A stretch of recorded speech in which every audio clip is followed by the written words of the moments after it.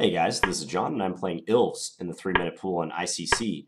So we have a d4, d5 opening by way of transposition, and let's see what Ilves throws at us. He plays the triangle. I like queen c2 here. It's just a good way to meet the triangle without getting into the craziness of like the Noteboom variation, which could have been possible if I had played knight c3 on move 4. So I like this setup, and now I go knight bd2 and play for e3. He's choosing a Stonewall setup. I might pause to consider the intricacies of that approach versus my setup, but this is 3 minutes, so we're going to be moving quick as we can. Okay, so here, I can take on e7, but is it necessary? I kind of like bishop h4. If he goes g5, bishop g3, f4 does not trap our piece because after a trade, I have bishop h4 again. I sort of want to play h3 and then g4, but looks like he's going to do the dirty work on the king side for us. Okay, knight g6. This is ambitious. Huh. So first thing that comes to mind is h4, and then if g4, h5. Just try to tear that open on the king side. Let's do that. Looks dynamic, and it looks pretty good. He can take on g3 if he wants, but something tells me that this is good for white. You can take on g2 now. All right, we got to take here. So I'm definitely castling queenside now. There's no doubt about it. Actually, I might play king f2, now that I think about it. Huh. If I castle, he takes on e3. I might lose a lot of my pawns in the center is my hang up about that. But king f2, I might be concerned about knight d7 to f6 and into g4. But let's take a flyer on this move. I think I have a good feeling about it. Notice I'm using the word feeling a lot. You got to play by feeling in these games. If you don't, you're just you're gonna get flagged. Okay, let's take that. Yeah, he's gonna put his knight in there for forking possibilities. I think just double up our rooks and try to run away with our king.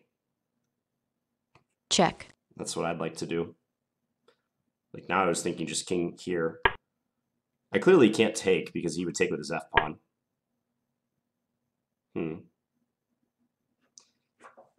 Well, this ties me down a bit. How do I get out of this? Maybe king, queen here. Looking to play king e1, actually. This is a weird plan. My king goes back to its original square, but I need to get out of this pin. This seems like a good way of playing. Like knight e5 now? Check. He trades willingly. Surprised. He never eliminated that g-pawn. A little surprised.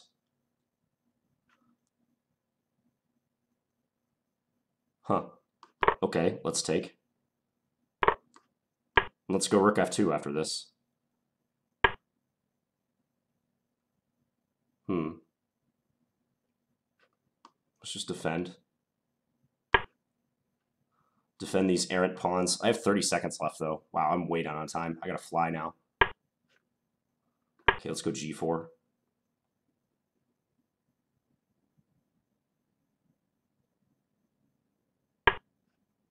Let's go here. Idea g5. If he plays rook f8, I have knight d7.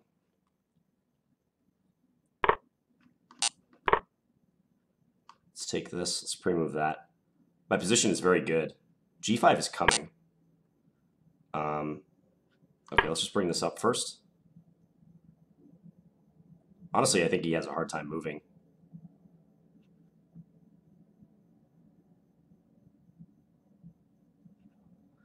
Probably am playing g5 next move. Check. Oh, he resigned. Oh, he disconnected. Wow. Well, yeah, I was going to play rook gh1 next move, and he's faced with mate threats. Let's go back and have a look. So, very quick player, but he undoubtedly could have played better in the middle game. When he had his queen and his knight coordinating close to my king, I feel like he had improvements there. So queen c2 is a way to sidestep the craziness of the line knight c3, d takes c4, which could lead to the Noteboom variation. So queen c2, bishop d6, then bishop g5. I'm intrigued by his f5 setup. It's like a Stonewall setup, but one in which white seems to be pretty actively placed. Sometimes h3 and then g4 is an antidote against this setup, but I never really had a chance to do that because he just aggressively played on the king side. g5. I have a feeling the computer's going to love my position, but let's see. Yeah, the computer very much likes white here. Knight g6. Maybe it would have been simpler to take. You know, I could take and then play g4. Yeah. Wish I would have done that. Like I said, g4 is a good way to try to tear down that f5 pawn and open the door to black's kingside. So if he takes, I'm taking on g6. His king is far too open now. Something like g takes f3, maybe h4 looks pretty good. I can castle long, and he's underdeveloped too. I was trying to engineer a scenario like that during the game, but it didn't really happen. h4, g4, and I thought I was being crafty with this move, but apparently I'm overreaching.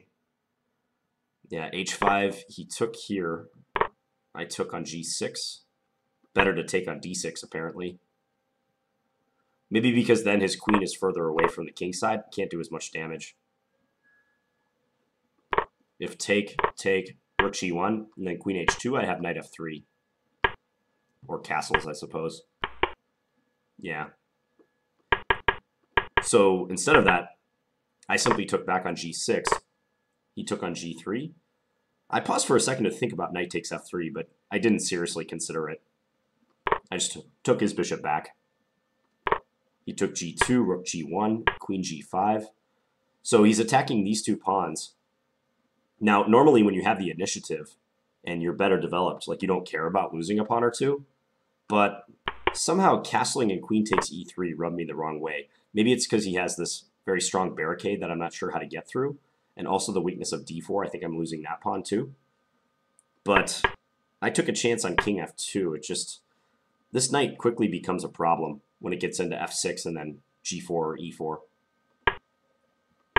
I'm surprised he never picked off this g6 pawn, though. I would have if I were him. He let that pawn survive into the endgame, and it really cost him. And I took with a rook. Okay, taking with the king would have been smarter. That makes perfect sense, because then after knight f6, my king is out of range of a knight check. I can even play knight e5 myself. Yeah, that would have been better. So I took with a rook. I wish I had time for rook h2, but he has knight g4 check, forking the king and rook. So I don't have time for that. This move might have been weak too. Yeah, knight e5 does look better. Anticipating his knight jumps. And if he goes here, check. Probably I take it. F takes, I can hide on g1. Now my king feels pretty comfortable on the king side. I have a dominating knight too. So rook here. Check. He jumped in. I cannot take it because if I take, he gets to play fe, and my knight is toast. So king e2. Queen g4 was awkward for me. Then I had to find a plan to unwind. Because it's, I don't know, it's hard to coordinate now. Rook h2. Thought about that. I wasn't sure about king, knight takes g3. But I guess on knight takes g3, I can just play king f2, huh?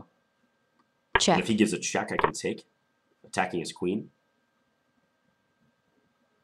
Queen takes, queen c3, h6 is weak, g7 might be a potential threat. Oh, rook h4 is the threat too? That's a big threat. Well, I guess he has f4 after that, but this looks like it's in white's favor heavily. So I played queen d1. Awkward looking move for sure. Yeah, here I thought knight g5 would be good because that attacks f3. And if I defend with rook f2, well, I thought he had knight h3, picking up the exchange, which it looks like he does. But e5, the engine move, might even be stronger, opening lines. D takes, and then D takes c4. Huh. And then here in bishop e6, trying to come to d5, adding another attacker to f3. Yeah, if he would have paused and thought about it, I'm pretty sure he would find knight g5. b6 was a lot weaker by comparison. This move could have nailed me and would have exposed the folly of queen d1. But hard to get out of. Yeah, because if I play king f2, there's knight h3 check and pick up the rook. And the computer says king f2, and doing so is objectively the best decision. So instead he played b6, and I got to play king e1. So my king and my queen went back to their original positions. But now I might have an advantage. Jump the knight into e5. Check. I was feeling good. Until I looked at the clock pretty soon and realized I had, like, yeah, 30, 40 seconds left around about here. I played b3 just to solidify. That move might not be necessary. The computer thinks it's decent. Yeah, and then this was weak. He didn't really figure out anything to do. Like, my plan was just to play g4, g5, potentially with a rook on h1 so I could get into h7. I was also thinking about just playing rook f2 and trying to trade down to an endgame where my knight would be much better than his bishop and where this pawn would matter and tie down his king most likely. But do I have time to win an endgame, even one that's clearly better? Probably not, given the huge time differential. He has almost a 4-to-1 time advantage on me right now. So, rook f5, g4. Looks like I played this stage pretty well, though. Rook h2. Yeah, now g5 is becoming a problem. He took... I took back. Yeah, maybe he should sacrifice the exchange. Just to clarify things, and he's not going to get mated immediately, so it's probably his best bet. He kind of lost his nerve around here, it seems like. Rook h8. I went king e3. I just played this move on principle to block the pawn. Also take away a square from his rook. But he went away, and that just allowed g5 right away. I mean, I was thinking about playing rook gh1 if we had continued, and then trying to force through g5 when this rook is weakly defended. But I guess he could always bring this rook back, maybe. Although I might have knight f7, I don't know. He needed to find something better than rook d8. Because, yeah, rook d8 just gave it away. Oh, and I actually didn't even notice that if I get rook h7 in, I'm winning his bishop, too. I was just going to play rook gh1, which looks like it's forced mate, according to the computer. Because I am threatening this, king g7, and then rook 1 to h7 mate. Yeah, looks hopeless for him. Okay, well, we got lucky at the end because I could have easily been punished on the clock.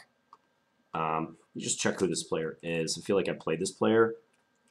Simon Kumin. Not sure which country he's from. International Master Simon Kumin. All right, I hope you guys enjoyed this Blitz game. I'll be back tomorrow with another one. Thanks for watching, guys. Bye.